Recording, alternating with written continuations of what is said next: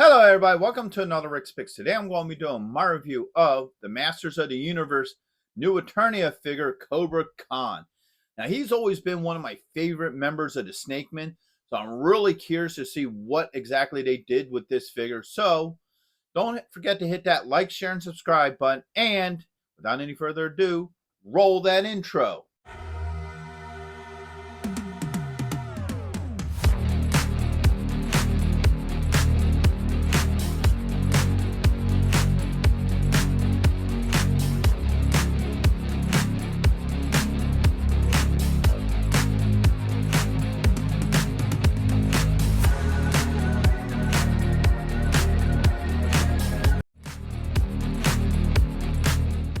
So here he is in packaging.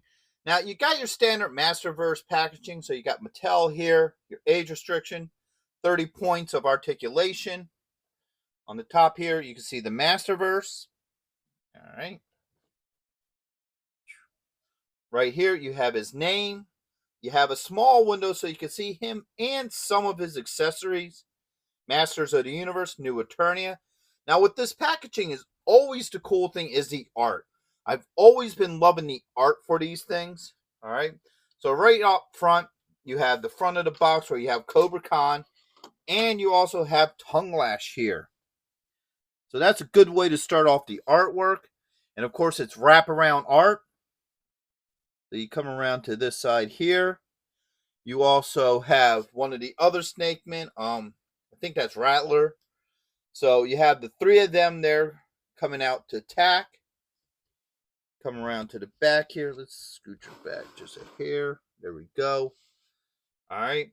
So now you got a nice picture of the figure, some of his play features, and everybody that's part of this wave. Also, a little bit about the character. Come around here. All right. You get a nice picture of him as a profile picture, plus a nice headshot with the hood open. So I do like that. And they also added the Snakeman logo underneath. Come back around to the front. Look at the bottom. That's just your legal and skew. So, with all that being said, let's open him up and see what he's about. So here he is out of packaging. The first thing we're going to do is look at his points of articulation. So the head does move. You get some really good head movement in there. The jaw does open. All right. Get into his shoulder here. That swivels there as well with an elbow and a wrist. Get this other arm up. You have a joint right here underneath the rib cage and one at the hips. Start working our way down into the legs. So you do have a thigh joint here with a swivel. Right, you do have a knee joint,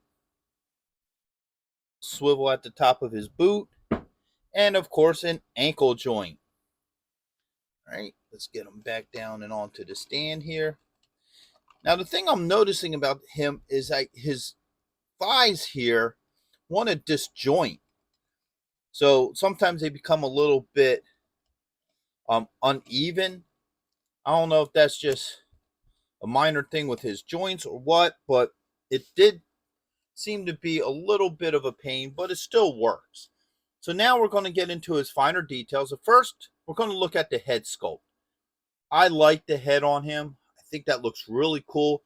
I like the scaling detail and everything, and even the eyes. The eyes got that glassy look to it. What they did was they put a white back with a glass front, and then the pupils are painted onto the front. So it's designed to give it depth, which is really nice. Let's open up this mouth so you can actually see inside the mouth too. Bring the head up.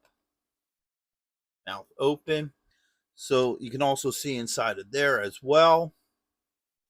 You come around to this side. I like how his neck's a little elongated too.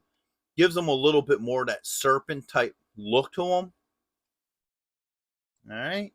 And now we get into the body. I like how the body looks. I like how they did like the copper pieces coming down, almost like suspenders they kind of look like. And then his skin armor, how it's that triangular shape that looks really cool. Then you come down into the belt.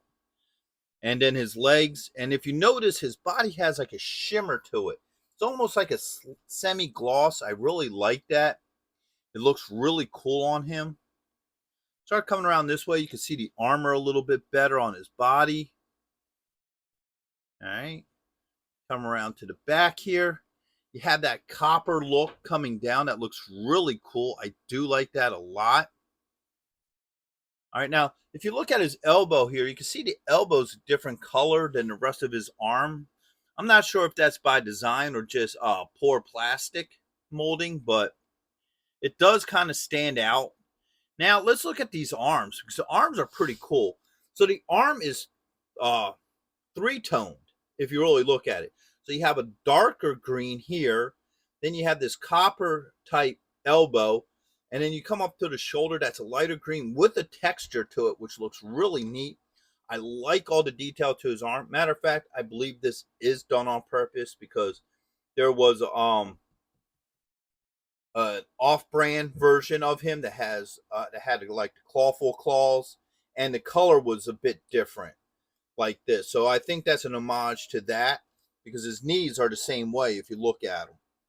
So overall, I think he's a pretty cool looking figure. I like his overall look. So now we're going to take a look at all his accessories. So first up, he comes with two claws. So he has this one here. And this one. And it's a two-tone color to it. So if you look near the base, you get a green, and then it comes into a silver, which looks pretty cool. I do like that. Okay. Next up, he has his venom that he shoots out of his mouth. Okay. Up next, he has his gun.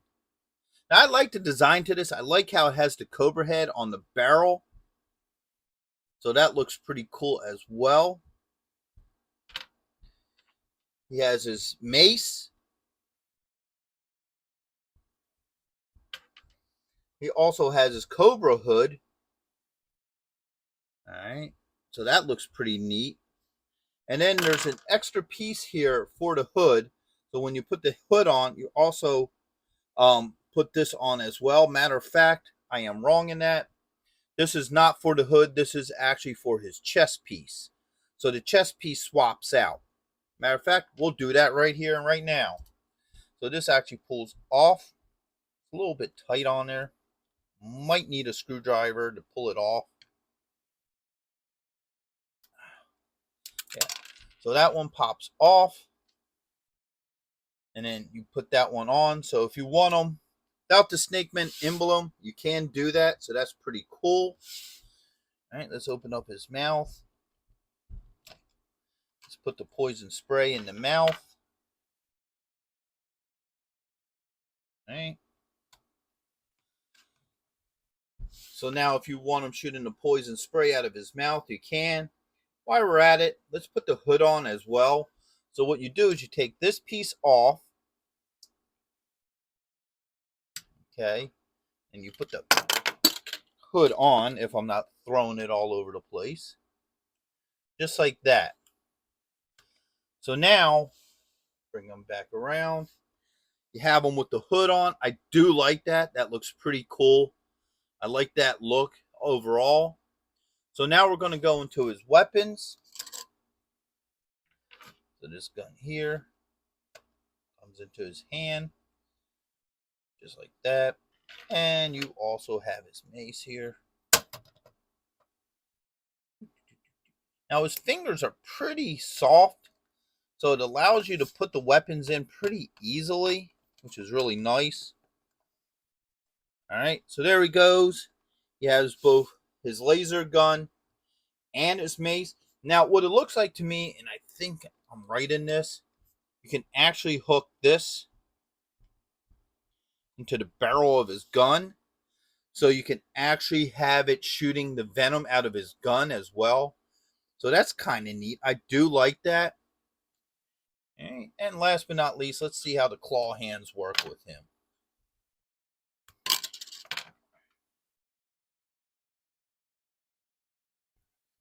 Eventually.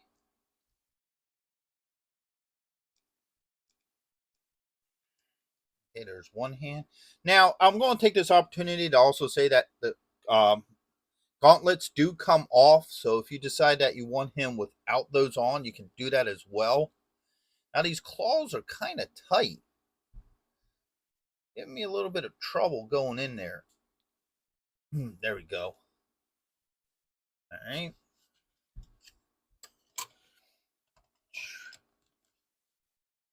All right, so the claws do work with him. Now, if he's anything like clawful or what have you, this should fit well in his hand as well. Turn it this way, open that up, close it. Yes. So in this mode, you can also have him holding the mace, which is pretty cool. I do like that. So everything seems to work pretty well with him. I don't think you could get the gun into his claw hand, but you can always try. Why not? Boom. Okay. Whoops.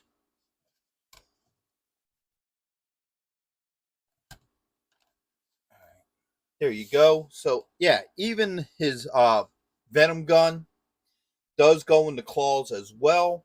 So that's pretty cool how the weapons are actually interchangeable between both styles of hands. All right, so let's get into my final thoughts with him. So first off, all his joints move very well. I didn't have any issues. I had a little bit of issues on his thigh joints. They kind of want to shift a little bit, but they do go back into place. It kind of makes them a little bit awkward for a minute. So that's probably the only issues I really had with this guy's joints. All his accessories work really well. I do like the factor that everything's swappable. Like his weapons can work both with the humanoid hands and the claw hands. So I think that's a really nice touch as well. And I love the overall look to him. I think he's a great looking figure. I like the whole look to him. I love the attention to detail. I like the shimmer that they give him. I think that really works with him. So would I recommend this figure? Absolutely. I feel like he's a must have because there's just a lot of good work put into him. He looks really cool. He has a really nice sense of presence. Even like with his gun here, how you can actually hook the venom to it. So the gun itself can also shoot venom and stuff. So I think that was a neat little touch. So I do feel like they put some real work into this figure. So with that being said, I hope you guys did like this review. If you did, go ahead and check out my Masters of the Universe playlist and hit that like, share, and subscribe. They're all small clicks for you, but it really helps this channel grow. So until the next one, late.